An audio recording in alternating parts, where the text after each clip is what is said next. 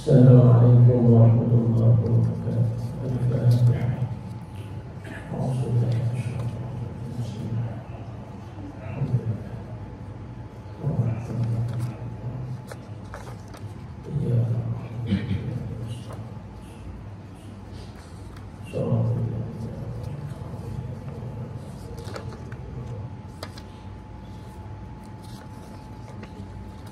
Alhamdulillahi rabbil alamin, wassalatu wassalamu ala asyrafil anbiya'i wal mursalin wa ala alihi wa ashabihi ajma'in. Rabbi shrah li sadri wa yassir li amri wahlul 'uqdatam min lisani yafqahu qawli. Subhanaka la ilma lana illa ma 'allamtana innaka antal 'alimul hakim. Wa la hawla wa la quwwata illa billahil 'aliyyil 'azim. Allahumma la sahla illa ma ja'altahu sahlan wa anta taj'alul hazna was-sa'ba idza syi'ta sahlan ya rabbal 'alamin. Amma ba'd. Alhamdulillah, kita sambung pada hadis 40. Kita masih lagi baca hadis ke-38. Itu wasilah mengabdikan diri kepada Allah Subhanahu wa taala. Yang terhenti pada Rasulullah dan Rasulullah.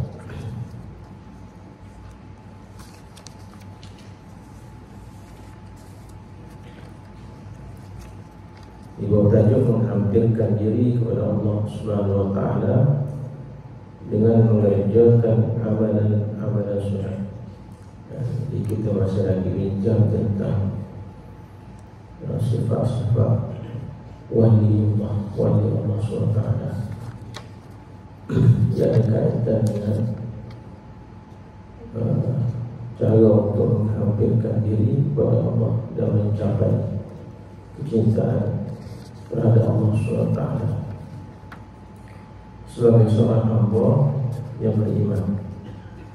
Maknanya bagaimana kita nak menghampirkan diri kepada Allah. Yang pertama itu kita menunaikan perintah-perintah fardu. Itu kita kata mesti dan tidak dapat tidak setiap daripada kita mana wajib mesti kita buat dan menunaikan perintah-perintah fardu dan juga meninggalkan maksiat yang dilarang oleh Allah Ta'ala. Itu di antara cara untuk kita menghampirkan diri kita kepada Allah SWT. Mana hak fardu itu kita tidak pernah abaikan, tak tinggal. Itu kita kata core business kita, dah mesti kita laksanakan. Jadi tahap yang kedua ini mendekatkan diri kepada Allah Ta'ala dengan mengerjakan amalan-amalan sunnah ataupun disebut sebagai an-nawafil ataupun juga disebut mustahab, perkara-perkara sunnah ataupun yang disukai oleh Allah Ta'ala. Yang kata lain kita kata perkara sunnah tatawwu. Di sambungan dia ma taqarraba al-'abdu ila Allah bimithli ma kharaja minhu. Maksudnya tidaklah seorang hamba itu mendekatkan diri kepadaku dengan seumpama apa yang keluar darinya, yakni Al-Quran. Maknanya cara kita mendekatkan diri kepada Allah Ta'ala dengan kita beramal ataupun membaca Al-Quran yang datang daripada Allah SWT. Tuhan yang kita nak dekatkan diri kepadanya, yang kita sebut sebagai kalam Allah. Al-Quran itu kalam Allah. Dan tidak ada satu pun di sisi orang-orang yang mencintai Allah Subhanahu wa ta'ala yang lebih manis dari perkataan orang yang dikasihi mereka. Di mana perkataan orang yang dicintai itu merupakan kelazatan yang dinikmati oleh hati dan merupakan maksud yang ingin dicapai oleh mereka. Maknanya kalau kita betul cinta Allah, kasih kepada Allah, sayang ke dia, maka kita mestilah orang kata mendekati ataupun nak dengar ataupun nak baca kata-kata dia, kata-kata Allah yang Al-Quran. Orang yang berkasih sayang, orang yang bercinta, dia melalui kata-kata. Hak ni dua gini, hak tu dua gini. Kata-kata hak buruk pun jadi comel kalau dia sayang ni. Hak tak molek pun comel belakang keluar dari mulut orang yang kita cinta, yang kita sayangi. Maka Tuhan kita ada kata, kalau kita ni cinta Allah, maka kita kena, orang panggil, ambil kata-kata dia, baca, dengar dan hadap dan cuba nikmati, yakni Al-Quran, kalam Allah. Mana di situ kita kena baca, kena ada rasa zuk, rasa lazat untuk baca Quran, seolah-olah kita sedang mendengar kata-kata Allah, percakapan Allah sudah berkata-kata kepada kita. Payah juga sebab kita tidak dapat menghayati dengan baik bagaimana lazatnya kata-kata Allah Ta'ala. Ibnu Mas'ud radhiyallahu anhu berkata, barang siapa yang mencintai Al-Quran, Al-Quran itu kalam Allah yang datang daripada Allah, bukan ciptaan Nabi Muhammad, tapi datang daripada Allah SWT, yang susunannya begitu teliti, begitu tinggi ijaznya, kemukjizatannya. Minggu lepas Allah sebut bagaimana Allah Ta'ala menyusun atur perkataan-perkataan yang ada dalam Quran itu, dan susun atur itu ada makna-makna begitu sekali. Maka macam arkitek, dia susun satu-satu, tak ada maknanya.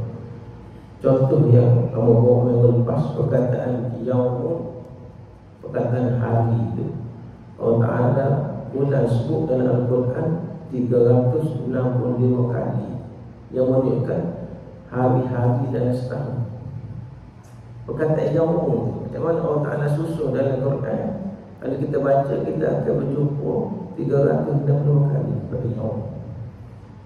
Perkataan syahrun, yang bermaksud bulan, Allah Ta'ala sudah sebut sebanyak 12 kali, yang menunjukkan bulan-bulan dalam setahun ada 12 bulan. Perkataan ad-dunya, yang bermakna dunia, Allah Ta'ala sebut 115 kali, manakala perkataan al-akhirah Allah Ta'ala sebut 115 kali, sama banyak.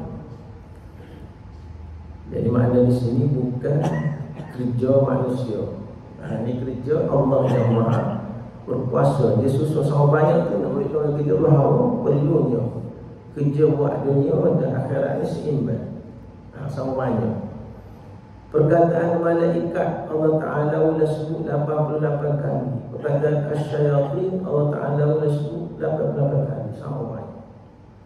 Syaitan dan malaikat. Perkataan rajulun, yang bermakna lelaki, 24 kali. Perkataan imra'atun, yang bermakna perempuan, 24 kali. Perkataan al-qiblah 7 kali, menunjukkan kita pusing tawaf Kaabah 7 kali. Al-alwan, warna-warni, Allah Ta'ala ulang sebut 7 kali. Padahal nanti lepas kita ni mengikut kajian warna Ta'ala 7. Makna begitu detail, begitu teliti, susun atur lafaz kata Al-Quran itu yang datang daripada Allah Ta'ala. Ini ada kajian, orang yang kaji ni ada kajian yang mana kita kata ianya datang daripada Allah, bukan datang daripada manusia. Sepatutnya kita rasa cinta, rasa sayang, rasa rindu pada Al-Quran tadi, tak sepisah dengan dia. Kalau boleh sekali kita semua baca semua setiap hari, Ibnu Mas'ud kata, barang siapa yang mencintai Al-Quran, Allah SWT dan Rasulnya akan mencintai. Sebab kita nak cinta dia ni, supaya kita, maknanya sebelum kita cinta dia tu, kita kena kenal betul-betul. Nabi sebut, khairukum man ta'allama al-Quran wa 'allamahu. Sebaik-baik kamu orang yang mempelajari Al-Quran kemudian dia mengajar orang. Sebaik-baik kamu orang yang paling baik di kalangan kita atau bumi. Khairu ni maknanya ismu tafdhil yang memberi maksud yang terbaik. Al-afdal. Al-afdal, orang yang paling baik dalam bumi, orang yang mengajar, belajar Quran dan mengajar Quran. Di antara sebesar-besar amalan nawafil, nawafil makna amalan sunnah, iaitu memperbanyakkan zikir kepada Allah Subhanahu wa ta'ala. Zikir ini bermaksud sebut, zikir juga bermaksud ingat. Jadi sebesar-besar amalan nawafil, Allah SWT berfirman, fazkuruni azkurkum. Maksudnya, maka ingatlah aku akan mengingatimu. Surah Al-Baqarah ayat 150. Dalam Quran Allah Ta'ala sebut, wa aqimus salata li zikri. Dalam surah Taha Allah sebut, dan dirikanlah olehmu akan salat untuk ingat kepadaku. Maksudnya salat itu adalah zikir, iaitu cara untuk kita mengingati Allah Subhanahu wa ta'ala. Dan Allah Ta'ala kata, fazkuruni, maka ingatlah aku, sebutlah aku, sebutlah namaku. Sekali kita sebut, dan Allah Ta'ala kata, azkurkum, aku sebutmu. Ini mahal. Ayat Allah Ta'ala ni dengan kita ni begitu sekali. Sekali kita sebut, dia menyebut nama kita, dikatakan dia menyebut nama kita. Cuma kita tak dengar. Sekali kita nama Hasan, nama Muslim, dia sebut. Dia menyebut nama kita, dia mengingat kepada kita. Fazkuruni, syaratnya kita sebut, ingat kepada Allah Subhanahu wa ta'ala. Hak paling besar, Allah Ta'ala kata dalam Quran, wa la dzikrullahi akbar. Dan sesungguhnya kita menyebut kalimah Allah ataupun kita mengingati Allah, itulah yang paling besar, akbar, paling besar, paling afdal, paling tinggi min kulli syai'in, daripada semua perkara atas muka bumi. Allah sahaja. Ya Allah, ya Allah, ya Allah.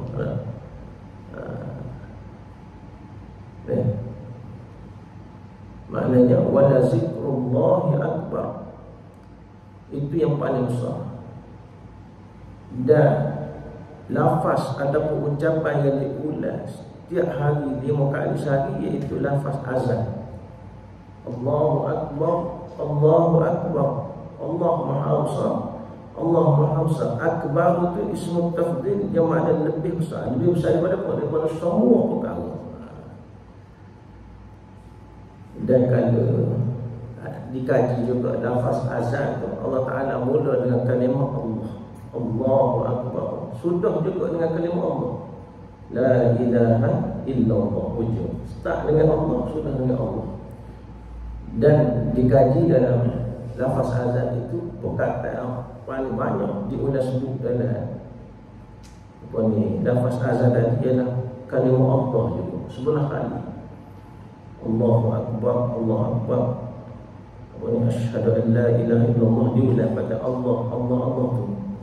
Bila dikira-kira 10 kali, perkataan yang paling banyak disebut.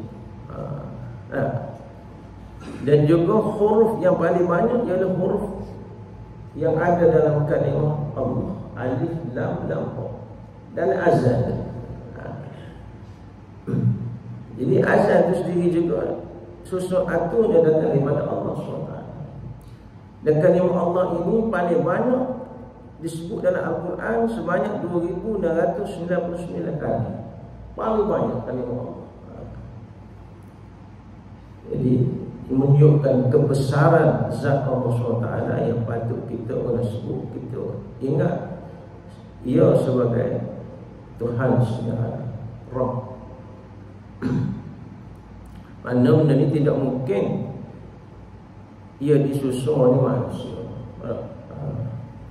Kehebatan dia, kemukjizatan dia. Dan dikatakan susunan apa ni azan itu sendiri Allah Ta'ala pilih perkataan yang ada itu 50 patah perkataan. Dan ada ulama dia sebut berapa jadi 50 sebab dia kata asal kefarduan solat ini 50 waktu. Dan dia punya kebajikan pahala yang diterima daripada 5 waktu salat sehari semalam itu seperti 50 yang disebut oleh Nabi kita, al-hasanatu bi asyri amsalha. So ganda 10 semaya kita ni walaupun sekali ganda 10. Walaupun 5 kali sehari semalam, ibarat kita buat 50 kali pahala ni di sisi Allah Ta'ala.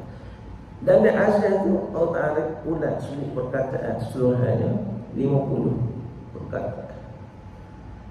Jadi di sini maknanya fazkuruni azkurkum, ingatlah pada Allah Ta'ala sama ada secara lisan kita sebut ataupun dalam hati kita ataupun bil jawarih dengan anggota kita, perbuatan kita, menunjukkan bahawa kita ingat kepada Allah Ta'ala. So itu dalam kehidupan saya kita 5 kali sehari semalam ni, apabila diulas sebut lafzul jalalah, lafaz Allah Ta'ala, Allahu Akbar, Allahu Akbar, maka kalau kita betul-betul cinta, sayang kepada Allah Ta'ala, maknanya Allah yang paling besar daripada min kulli syai'in, daripada semua perkara. Ada dunia ya. Kalau kita ada mahal sekali, kita kata emas dah, emas berperu, tak ada Allah Ta'ala besar, dia akan tinggal mari mesti. Mari mesti terjadi pula. Mari saja bila disebut Allahu Akbar, Allah. Bahkan dikatakan jin ataupun syaitan pun dia takut bila disebut kalimah Allahu Akbar. Di dalam Sahih Al-Bukhari dan Muslim daripada Rasulullah sallallahu alaihi wasallam sabdanya, Allah SWT berfirman, "Ana inda dhanni 'abdi bi wa ana ma'ahu hina yadhkuruni." فإن ذكره في نفسه ذكرته في نفسي وإن ذكرني في ملأ ذكرته في ملأ خير منه. Maksudnya, aku adalah sangkaan hamba-Ku terhadapku. Sebab itu kita dinasihat supaya senantiasa husnuzan dengan Allah Ta'ala, bersangka baik, supaya Allah Ta'ala menentukan kita dengan kebaikan. Tidak kita disuruh tertentu sama kita suruh bunuh diri sama. Bila kita dengan Allah Ta'ala, kita kena husnuzan. Moga Allah Ta'ala menentukan kita dengan perkara-perkara yang baik-baik. Walaupun kena sakit pun kita kena husnuzan. Mungkin sakit ini Allah Ta'ala nak beri sesuatu yang lebih baik. Kepenatan, kesusahan, kegapo, jangan pula kita meletakkan itu kepada Allah Ta'ala. Allah Ta'ala uji kita kok. Allah Ta'ala kita kena uji semua, dia buat terbaik. Wa ana ma'ahu hina yadhkuruni, dan aku bersamanya apabila dia mengingatiku. Dia kena faham boleh bersamanya bahasa Arab. Wa ana ma'ahu, Kalau kita sama-sama makhluk ni, kalau ma'ahu kapten sama naik motor kapten dah sekali belakang dan belakang tu lah. Allah Ta'ala dia suci daripada segala sifat-sifat makhluk. Bersamanya di sini hanya Allah Ta'ala senantiasa menolong kita, membantu kita. Fa'in zakarani fi nafsi zakartuhu fi nafsi. Dan jika dia mengingatiku dalam dirinya, aku mengingatinya dalam diri. Ini benda orang maha belaka. Wa'in zakarani fi malakin. Dan jika dia mengingatiku di dalam satu perkumpulan, aku mengingatinya dalam perkumpulan yang lebih baik dari perkumpulannya. Allah Ta'ala lebih sama. Berarti ada dua zikrullah yang akbar tu. Mengingati Allah itu lebih besar. Yani Allah Ta'ala menyebut dan mengingat kita itu lebih daripada kita mengingati dia. Kalau dia kita sekali dia dua, kita sekali dia tiga, lebih sama Allah Ta'ala. Kita kita bisa mengingati dia 100 kali kita lah. La ilaha illallah 100 kali. Allah Ta'ala lebih lagi ingat kita. Jadi itu dia antara cara untuk kita mendekatkan diri kepada Allah Ta'ala dengan kita memperbanyakkan amalan-amalan sunnah nawafil. Salah satu amalan sunnah pada usaha kita sebut tadi ialah memperbanyakkan zikir kita kepada Allah Ta'ala. Berdasarkan dari fazkuruni azkur. Di mana sahaja kita berada lah. Tidak semestinya selepas maya itu semestinya kita atau sudah kita susun dah lepas maya itu di mana-mana saja. Jangan ada tanda sudah. Mana mulut kita tu basah, senantiasa basah dengan menyebut nama Allah. Sama ada subhanallah, alhamdulillah, Allahu akbar, subhanallah wa bihamdihi, ya Allah, ya Allah, astaghfirullah. Jangan maknanya kita duduk sama sebanyak kita bernafas. Hadis Sufi kata soseng kita nafas tarik terbit dia kata itulah zikir kita kepada Allah Ta'ala, ingat kita kepada Allah Ta'ala. Okay, habis tajuk situ kita masuk tadi kisah cinta Allah Subhanahu Wa Ta'ala terhadap wali.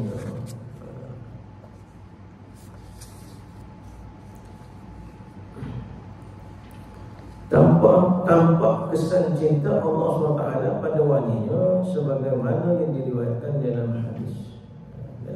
Kita baca lah hadis 13. Fa idza ahbabtuhu kuntu sam'ahu alladhi yasma'u bihi wa basarahu alladhi yubsiru bihi wa yadahu allati yabtishu biha wa rijlahu allati yamshi biha.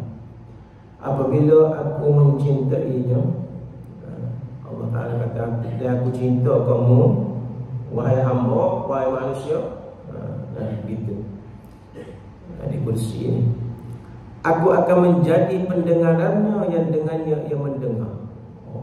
Lingo kita tu, lingo kita tu Allah Ta'ala kata dia yang menjadi pendengarannya. Aku adalah penglihatannya, dengannya ia melihat, dan tangannya, dengannya ia memegang, dan kakinya, dengannya ia berjalan. Hebat selalu. Ada orang dia beramal, dia panggil jin, panggil syaitan. Sebab hebat. Sebenarnya kehebatan itu ada pada Allah. Kita dengan Allah. Kalau dengan jin itu makhluk Allah itu tak selesai. Apa maksud ni? Apa maksud pendengaran kita tu pendengaran Allah, penglihatan kita tu penglihatan Allah. Kalau sudah faham ini jadi tasbih tak boleh. Allah Ta'ala ini laisa kamitslihi syai', dia tidak menyerupai sesuatu. Walam yakul lahu kufuwan ahad. Tapi bagaimana Allah Ta'ala cerita begini? Ini satu yang menarik lah. Kita kena faham bahasa Arab. Sebab tu Allah Ta'ala tu ada bahasa Arab, Nabi pun dengan menggunakan bahasa Arab.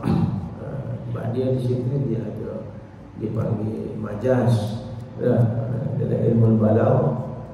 dia dipanggil isti'arah, dipanggil tasbih, macam-macam. Kalau kita bahas secara direct lah, oh ni model tengok Allah, sudah bijak. Mata Allah, tangan Allah. Na'udzubillah, menyerupai makhluk. Allah Ta'ala tidak menyerupai makhluk. Nah, aku sebut Allah, Maha suci Allah, Subhanallah, daripada segala sifat-sifat makhluk. Sebab apa? Sebab sifat makhluk itu bersifat dengan fana, bersifat dengan hancur, musnah. Allah tidak, dia kekal selama-lamanya, abadi, tidak hancur. Kullu man 'alaiha fan wa yabqa wajhu rabbika dzul jalali wal ikram. Semua benda atas dunia ni fan, acul buabi, yang kekal ialah Allah yang Maha Agung. Bagaimana kita nak kata dia mempunyai telinga macam mana? Itu kena bahas. Dan di dalam beberapa riwayat, wa qalbahu alladhi ya'qilu bihi wa lisanahu alladhi yantiqu bihi, dan hatinya dengannya dia berfikir, dan lidahnya dengannya dia bercakap. Hatinya Allah, lidahnya Allah. Kata Ibn Rajab, maksud perkataan ini ialah barang siapa yang berusaha menghampirkan diri kepada Allah SWT dengan menunaikan perintah-perintah fardu, kemudian mengerjakan yang sunat, Allah akan menghampirkan si hamba itu kepadanya dan menaikkan derajatnya dari derajat iman ke derajat ihsan. Lalu menyembah Allah SWT dalam keadaan hadir dan muraqabah, seolah-olah beliau melihat Allah SWT. Ini maksud dia. Apabila seseorang itu menghampirkan diri kepada Allah Ta'ala dengan buat perintah fardu, tinggal konsisten, wala istiqamah, kemudian dia tambah pula tertawuk secara sukarela amalan-amalan sunat, maka Allah Ta'ala akan angkat derajat keimanan dia semakin tinggi sehingga ke derajat ihsan, yakni menyembah Allah sehingga seolah-olah dia dapat melihat Allah Ta'ala, muraqabah. Maka hatinya dipenuhi dengan ma'rifatullah, pada dia kenal Allah, cinta dan kebesarannya, ketakutan dan kegentaran terhadapnya, jinak dan rindu terhadapnya, sehingga hati yang penuh ma'rifat itu melihat Allah SWT dengan mata basirah, yakni mata hati yang tajam. Kita yang duduk ketakutan sebab kita belum mengenali ma'rifah Allah Ta'ala itu dengan sebenar-benarnya. Maka dia suruh takut semacam lah. Benda mudah yang kita sebut, umpamanya soal kematian, amal. Kalau sebut tidak ada orang yang kata suka nak mati, ada. Takutlah kau, pakat cari ubat lah. Tak sedap puas ada. Tak kira ustaz tak ustaz pun cari ubat dalam mana pun nak suruh sihat. Takut. Apa? Sebab kita tak sampai lagi martabat darjah ma'rifatullah sebenar. Dikatakan bahawa bila seseorang itu sampai tahap itu, dia tak ada rasa takut. La khaufun alaihim, tidak ada rasa takut mereka, wala hum yahzanun. Kita nak pupuk diri kita supaya sampai ke tahap itu. Satu perkara yang sangat suka, nak hidup main, acu nak sampai, turun balik, acu nak sampai, turun balik. Tak kena usaha. Kita kena usaha.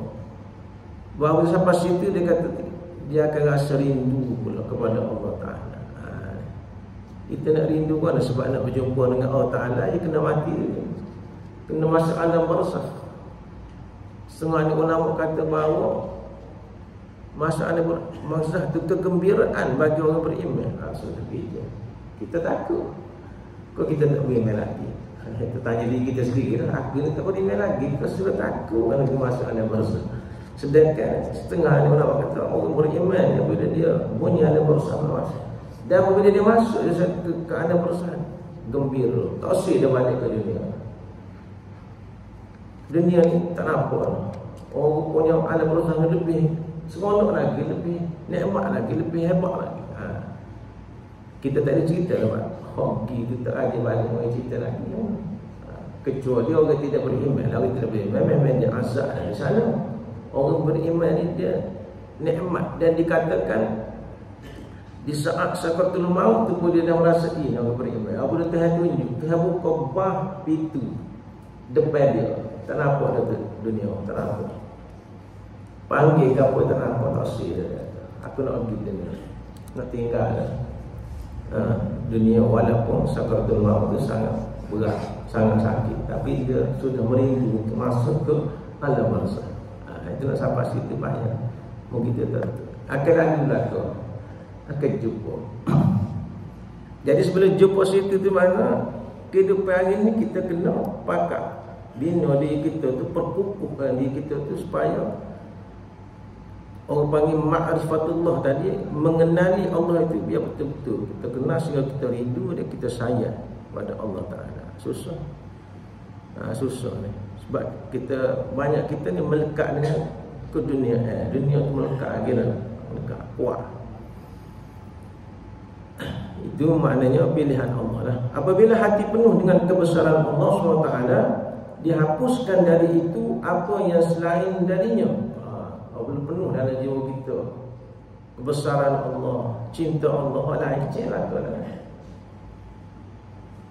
Kita kata orang Malaysia cik mana ni di antara yang berjaya lah.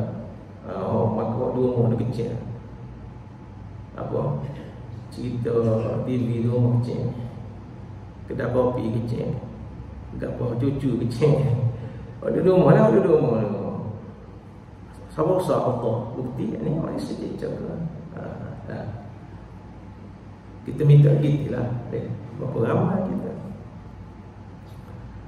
Tidak tinggal pada hamba itu suatu pun dari nafsu dan hawanya.